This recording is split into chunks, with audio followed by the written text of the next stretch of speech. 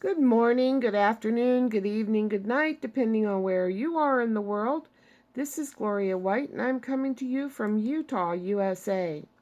Today, I want to talk to you about mental preparedness.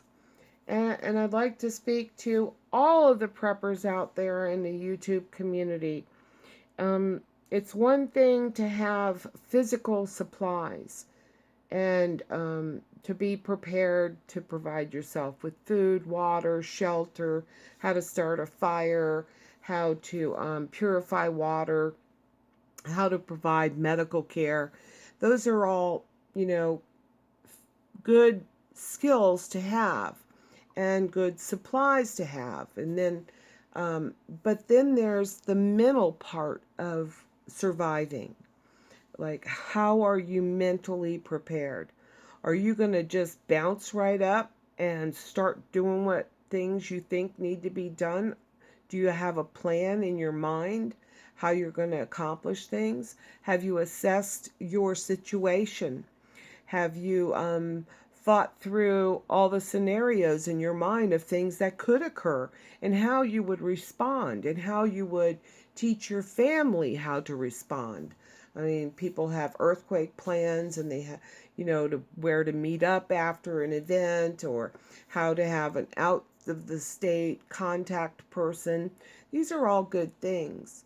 But when you're face to face with a SHTF, and it's just occurred and you need to take some action because maybe your water supply is in danger, or maybe your where you've had your food store is compromised.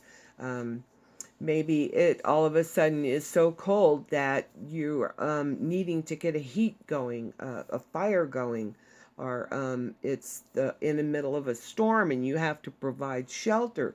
How are you going to accomplish these things mentally? Are you going to be able to handle it? Yeah, you can only buy so many things and prepare so many things in a physical sense. But if you are not mentally prepared, your chances of survival are about 5%. And that's statistically from research that I've done. So, I want to talk to you about this today, and I want you to really give it some serious thought because you don't want to wind up in a fight or flight mode where you're either ready to fight something that isn't there because your body is in this mode, or you want to run away because, fear is taken over you. And you don't want to panic and you don't want to become paralyzed. So, this is why I'm going to talk to you about mental preparedness. And I found this author, Jacob Hunter, and he last updated this article on January 6, 2020. He actually has a website, www.primalsurvivor.net, and / mental preparedness. So I encourage everyone to click on this link and try to explore as much of the information that he has available through ebooks as possible. And he says that you can print out the ebooks so that you have it right there in your face and you can share it with your family and friends, and you know try to get mentally prepared for things that could happen by playing scenarios out in your head. But I'm going to read this article to you, but I want you to really, people, please give this some serious thought and make it a priority in your preparedness plans. So let's start reading. You can practice survival skills like food utilization, finding water, and emergency first aid, but unless you are mentally prepared, these skills aren't going to do you a bit of good. Unfortunately, mental preparedness usually gets put on the back burner. We need to put it on the front burner, folks. Our lives depend on it. Let me see if I can enlarge this so that we get this stuff off the edge of the page here. No, I didn't want to do that. Now what have I done? Oh, man. Okay, sorry about that. In short, mental preparedness is a way of getting your mind ready to cope with stresses in a survival situation. Navy SEALs, Marines, SWAT teams, and law enforcement go through mental preparedness training so they can handle dangerous situations. However, mental preparedness is also important even in situations which aren't life or death. Athletes use mental preparedness, as do lawyers and managers and others who successfully work in high stress situations. Heck, my wife has mastered the art of mental preparedness and keeping her cool when our daughter gets particularly annoying. Why is mental preparedness so important? Talent and skills can only take you so far. I like how hockey player Jamie McKeown describes the importance of mental preparedness. He says that the fastest skaters don't play in the NFL, NHL, nor do the people with the strongest shot. It is the mental aspect of the game that separates the good from the great. The great hockey players need to be able to apply their skills in the heat of a moment. They need to react quickly, even when things don't go as they practiced. If you aren't mentally prepared, you aren't going to be able to survive a SHTF disaster. Yes, you should still practice survival skills like filtering water and building a survival shelter, but make sure you build up your mental toughness too. This mental toughness is what allows completely untrained people to survive disasters, such as Julian Kopek, who survived a plane crash in the Peruvian jungle and went 9 days before being rescued, or the pair of sisters who survived 2 weeks eating Girl Scout cookies after their car got stranded in a snowy back road. Mental preparedness secrets. When we hear survival stories, it might seem like that some people are just better cut out for dealing with stress and cope better in tough situations. Yes, some people might be mentally tough by nature. But I want to point out that the brain is like a muscle. It can be trained and made stronger. This is the secret. If you want to be mentally tough, you've got to train your mind. Here are 4 methods used by Navy SEALs to build up mental preparedness, needed for survival to survive any situation. Emergency conditioning. What is it? How do we get it? And what good is it going to do us? Also known as EC, emergency conditioning is a training technique which is used to make unknown situations seem familiar. You basically trick your brain into thinking that it has already gone through the experience, so it doesn't seem as scary or stressful when you actually do go through it.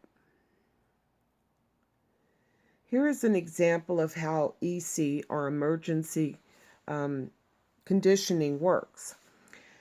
Emergency conditionings would work for soldiers preparing for battle. And here's an example or a scenario. The soldiers would imagine that they are going into battle. They would imagine themselves slowly approaching, listening to the sounds around them. They would imagine the signal telling them to start the attack. They'd imagine in great detail the sounds of the weapons going off, the smell of sweat, blood, and smoke, the sound of screams. You can practice emergency conditioning by playing out all the possible disaster scenarios in your head, like a fire in your home, a home invasion, a terrorist attack, an EMP attack, and so forth. Remember that the key to emergency conditioning is imagining the situation in as much detail as possible. And that's going to require you to set aside some time um, to sit and think about these things. Write them down and then play the scenarios out in your mind. Will your kids know what to do? Will your partner know what to do? Are you going to be alone? What happens if you're alone? What happens if you've got somebody that's hurt and, all this other stuff to deal with? What are you going to do?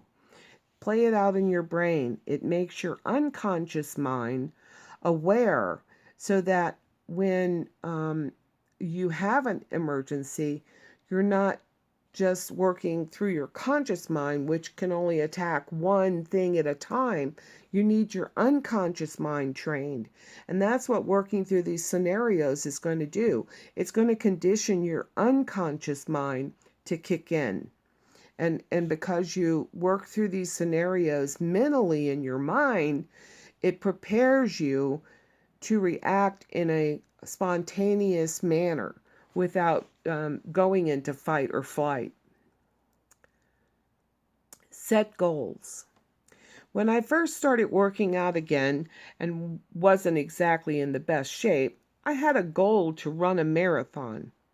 But when I got on the treadmill at the gym, I didn't think about that marathon. When I started getting short of breath and feeling like I couldn't go any further, I'd look at the numbers and tell myself, just 500 more yards.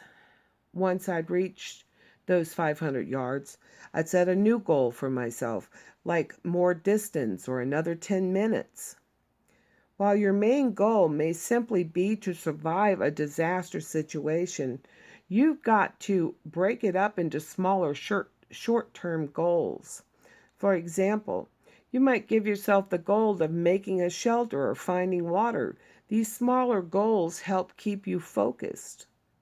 When you are focused on the things you can control, the stress of the situation is less likely to defeat your mind, affecting your ability, to move forward or take action.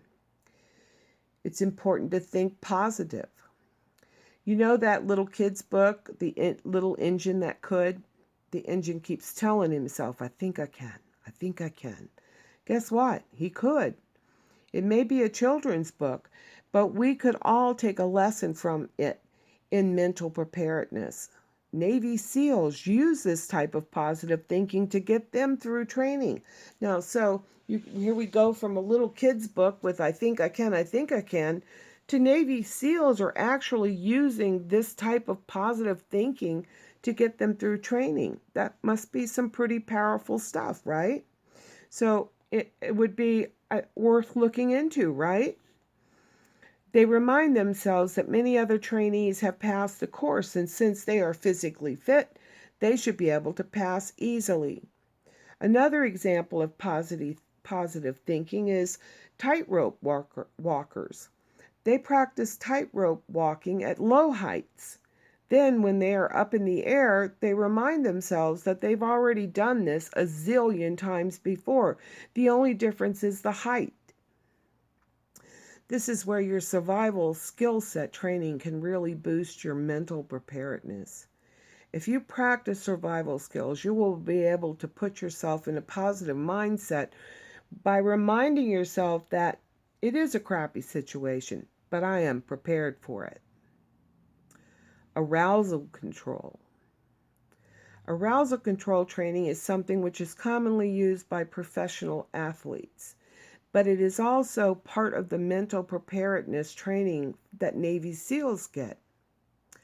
To understand how arousal control works, you must first know that stress helps us survive. When the body perceives a stress, it goes into fight or flight mode. Our attention gets highly focused, our breathing increases, and our heart rate also increases. This fight or flight reaction is what allows mothers to lift entire vehicles off their trapped child and wounded soldiers in combat to keep fighting. However, there is a limit to beneficial stress. As shown in the Yerkes-Dotson model of arousal and performance, Too much stress causes performance to suffer. To make sure your stress levels don't go too far, you must use arousal control tactics like having a plan, focus on things you can control, use breath control such as breathing in sets of 4. And here is a link for arousal control tactics. So, I encourage everyone that's prepping to, come and look at this website. Do you think you are mentally prepared for a disaster? How are you preparing? So it says, like our articles, check our ebook bundle, 9 titles packed full of premium prepper information, instant download, print off for use when the grid goes down. It's all the proverbial stuff that preppers are already doing, but it's the mental preparedness I'm worried about. Having seen people's reaction to certain situations and having been in situations myself, I know that I am the coolest headed person in an emergency. Now, in my life, and it's just me, I might get nervous about things. I might, even think, I don't know, what am I going to do? And have self-doubt. But when there's an emergency, my brain is like a steel-focused laser beam. And I just can move through whatever it is I have to do. And my brain just works like that. So I guess I'm one of those natural things, whatever. But if you're not a natural, you need to take a serious look at how to get mentally prepared, because we don't know what's around the corner. And it could be anything. And it could be a whole bunch of things at once. But if we're not mentally prepared, chances are our boat's going to sink. So I encourage everyone to look into mental preparedness and do some more investigation. This is just one of the articles, and then there's a lot of stuff about psychology and stuff like that a layman, can't really appreciate or even utilize, without some kind of training in psychology. But you know yourself the best. You know what you're capable of as far as physical activity. You have an idea of what your duration is, and your endurance, how long you can physically maintain doing something before you have to take a break or a rest. Well, now imagine that your adrenaline is pumping and your heart is pounding and you're breathing out of control and your brain is like in a mode that is not productive. That's where we need to go. We need to go in our mind, in a place, through thinking out scenarios and playing them through in our head. Even if you have to get the family together at the table and say, let's play out in our mind, and everybody, think of what, could happen in a situation where the house is on fire. And what do you think we should do? And when everybody's participating on what they think, then the more you discuss it, the more fine-tuned your brains are going to become in a proper solution. And then when you work through that as a family, you'll be able to function as a family in that kind of situation. So we need to do that with every type of scenario that we can imagine. And believe me, I have one of those minds that, and I'm sure a lot of moms do, that when your kid doesn't come home on time, you can imagine like, oh my God, where they are, and the things that could be happening. Well, I think moms are natural in being able to think these things through. Maybe not having a a resolution for these problems, but we can certainly think of all kinds of problems trouble our kids could be in if we don't know exactly where they are when they don't show up on time. So I encourage families to work together. I encourage communities to get together and discuss things, because you need to work out those differences in the plans of action or the different types of scenarios, and what each person would be good at. Maybe Carl can start a fire. Maybe Matt and Philip don't have the clue about how to start a fire. So things like that. So you utilize your resources adequately. You know what your kids are capable of. Are they little tiny kids and can't, really do anything? Do you have a plan on how to keep them safe while you're working on problems? I mean, these are all things that we need to go through in our mind and prepare mentally. So, as always, I love you.